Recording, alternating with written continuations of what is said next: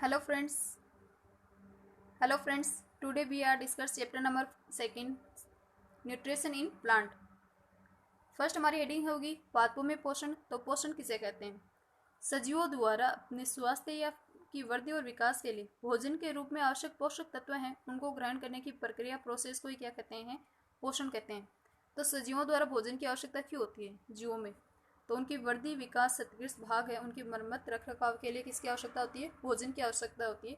साथ ही साथ सजीवों को विभिन्न क्रियाओं को करने के लिए ऊर्जा की आवश्यकता होती है, और ऊर्जा हमें कहाँ से प्राप्त होती है? भोजन से प्राप्त होती है।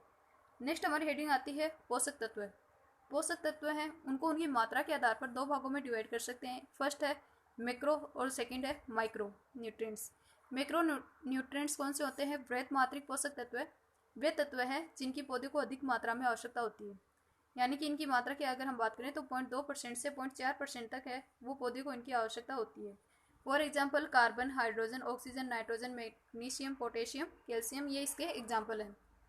इनको भी हम जो वृहत मात्रिक पोषक तत्व है इनको भी दो भागों में डिवाइड कर सकते हैं। पहला है प्राइमरी पोषक तत्व, प्राथमिक पोषक तत्व जिसमें नाइट्रोजन, फास्फोरस, पोटेशियम आते हैं। दूसरा है सेकेंडरी पोषक तत्व, द्वितीयक पोषक तत्व कैल्शियम, मैग्नीशियम और गंधक। इसके साथ ही पौधे हैं वो वातावरण से वायु और जल के माध्यम से कार्बन डाइऑक्साइड है वो भी प्राप्त करते हैं।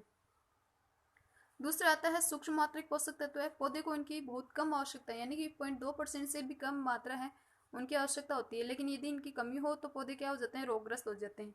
एग्जाम्पल अगर हम देखें तो जिंक, तांबा, मैग्नीज, लोहा, बोरोन, मोलिब्डेन, क्लोरीन, निकेल, ये कैसे एग्जाम्पल है? सूक्ष्म मात्रिक पोषक तत्व है उसके एग्जाम्पल है।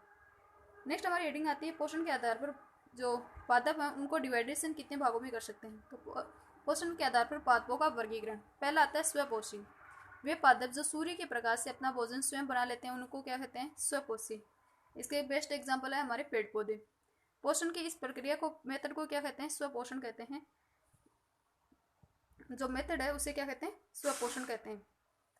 पादपों में भोजन किसके माध्यम से होता है? तो पादपों में भोजन बनाने का कार्य कौन करता है? पत्तियां करती है।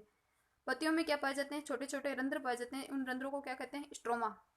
और ये रंध्र किसके ये द्वार कोशिकाएं होती हैं, विभिन्न द्वार कोशिकाएं उनके माध्यम से घिरे हुए होते हैं। वायु में उपस्थित जो कार्बन डाइऑक्साइड है CO2 इन रंध्रों में प्रवेश कर जाती है। द्वार कोशिकाएं हैं जिनसे घिरे हुए होते हैं स्ट्रोमा, उनमें रंध्रों में CO2 प्रवेश करती है। भोजन को बनाने के लिए पौधों को किसकी आवश्यकता होती है? सूर्य के प्रकाश की, साथ ही साथ जल, कार्बन डाइऑक्साइड, खनिज लवण, इनकी आवश्यकता होती है। पादपों में जड़ें हैं वो जल और खनिज लवण इनके अवशोषण का कार्य करती है। साथ साथ तना है, उसमें क्या होती है? विभिन्न प्रकार की समान वाहिकाएं होती हैं जिसके माध्यम से जल और खनिज लवण वो कहाँ तक पहुँचता है? पौधे की पत्तियों तक पहुँचता है। पत्तियां हैं उनमें हम देखते हैं कौन सा रंग का? हरे रंग का वर्णक पाया जाता है जिसे क्लोरोफिल कहते हैं, पर्णहरित कहते हैं। इस पर्णहरित क्लोरोफिल का कार्य क्या होता है? ये सूर्य के प्रकाश की ऊर्जा है उसको संग्रहित करता है और इसका उपयोग किसमें करता है? पत्तियां हैं वो भोजन निर्माण के कार्य में करती है। हरे पौधे उनकी क्लोरोफिल युक्त कोशिकाएं सूर्य के प्रकाश उसकी उपस्थिति में जल एवं कार्बन डाइऑक्साइड के द्वारा अपना भोजन स्वयं बनाती है, और इस प्रक्रिया को क्या कहते हैं? फोटोसिंथेसिस का प्रकाश संश्लेषण की प्रोसेस है वो कहते हैं। इस प्रक्रिया में क्या होता है कि ऑक्सीजन है वो मुक्त होती है और कार्बोहाइड्रेट है उसका निर्माण होता है। कार्बोहाइड्रेट है वो बनता है। अंत कार्बोहाइड्रेट है वो स्टार्च में रूपांतरित होकर पौधे की पत्तियां हैं उनमें संग्रहित हो जाते हैं। अगर हम स्टार्च को देखें, स्टार्च को अगर हम आयोडीन से क्रिया करवाते हैं तो ये किस प्रकार का कलर देता है? ये नीला कलर देता है।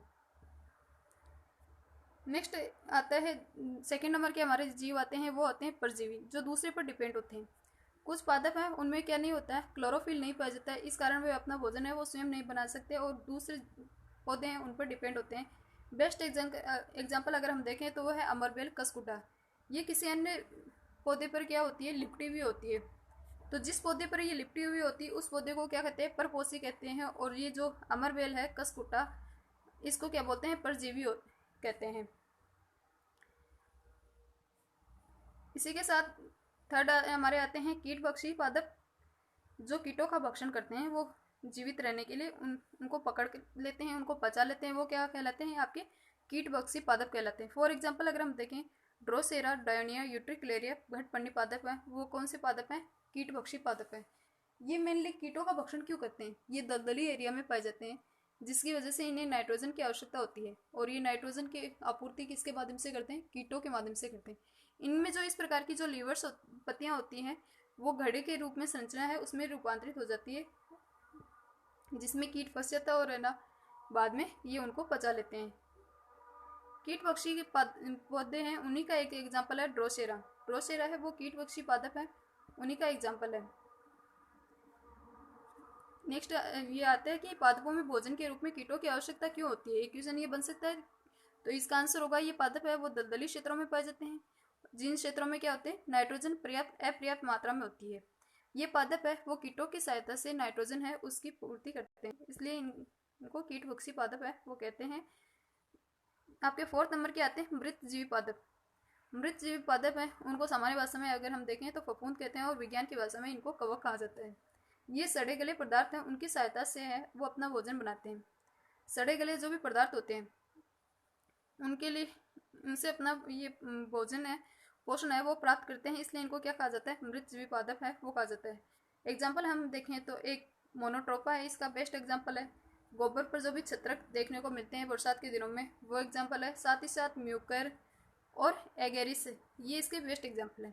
ये भोजन कैसे बनाते हैं सड़े गले पदार्थों पर, तो सड़े गले पदार्थों पर ये जो भी पौधे हैं वो एंजाइम स्रावित करते हैं, और जिन ये पाचक रस है एंजाइम्स हैं उनको स्रावित करते हैं, और ये पाचक रस एंजाइम्स क्या कर देते हैं इनको विलियम में सड़े गले पदार्थों को विलियम में बदल देते हैं, जिसे बाद में पौधा है वो अवशोषित कर लेता है, पोषक तत्व प्राप्त करता है।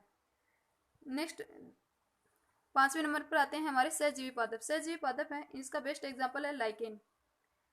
लाइकेन में क्या होते हैं 2 प्रकार के पादप होते हैं, एक होता है कवक दूसरा होता है शैवाल। कवक है उसमें क्लोरोफिल नहीं पाया जाता, तो इसलिए कवक है वो शैवाल को रहने का स्थान उपलब्ध करवाता है, जल और अन्य पोषक पदार्थ है वो उपलब्ध करवाता है। शैवाल इसके बदले में कवक को क्या उपलब्ध करवाता है कार्बोहाइड्रेट भोजन उपलब्ध करवाता है। इसी के साथ हमारा चैप्टर समाप्त होता है। Question answer practice set. पहला क्वेश्चन है मृतजीवी पादप का एग्जाम्पल कौन सा है, तो मृतजीवी पादप में कौन से आ जाते हैं म्यूकर है वो मृतजीवी पादप है उसका एग्जाम्पल है। दूसरा क्वेश्चन है ऐसे पादप जो भोजन के लिए दूसरे पादप है उस पर डिपेंड होते हैं उनको क्या कहते हैं मृतजीवी पादप के परजीवी पादप इनको कहा जाता है। ऐसे पादप जो भोजन के लिए दूसरे पादप है उन पर डिपेंड होते हैं उनको क्या कहा जाता है परजीवी पादप। तीसरा क्वेश्चन आता है कीट पक्षी पादप नहीं है, तो कीट पक्षी का एग्जाम्पल कौन सा नहीं है अमरबेल है वो परजीवी पादप का एग्जाम्पल है, कीट पक्षी का एग्जाम्पल नहीं है। नेक्स्ट हमारे क्वेश्चन है रिक्त स्थान की पूर्ति। लाइकेन में क्या पाया जाता है, लाइकेन में कवक एवं शैवाल ये साथ साथ रहते हैं। घटपर्णी पादप में गड़ा किसका रूपांतरित रूप है, तो ये पत्तियां हैं उनका रूपांतरित रूप होता है घटपर्णी पादप में। तीसरा है सजीवों द्वारा अपने स्वास्थ्य और शरीर की वृद्धि के लिए भोजन के रूप में आवश्यक पोषक तत्व को ग्रहण करने की प्रोसेस को क्या कहते हैं पोषण कहते हैं। इसी के साथ हम आज का हमारा चैप्टर समाप्त होता है। Bye bye, take care.